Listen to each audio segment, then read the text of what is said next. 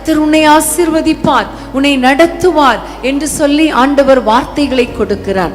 இன்னைக்கு உங்களுடைய வாழ்க்கையில ஒருவேளை எந்த சூழ்நிலையில வெட்கத்தை அனுபவித்து தலை குனிந்து இருக்கிறீங்களோ, அல்லது ஒரு நிந்திக்கப்பட்டு வேதனையோடு கூட இருக்கிறீங்களோ, இன்றைக்கு ஆண்டவர் உங்களை பார்த்து சொல்லுகிறார், நீ வெட்கப்படுவதில்லை, நீ நாணுவதில்லை, உன் விதவை இருப்பின் நிந்தையை நீ நினையாதிருப்பாய். ஹல்லேலூயா.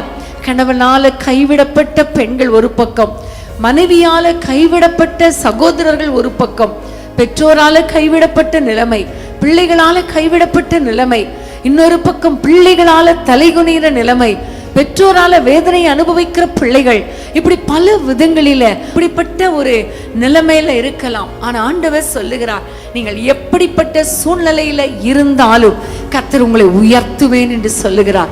வெட்கத்துக்கு பதிலாக ஆண்டவர் உங்களை ஆசீர்வதிப்பார்.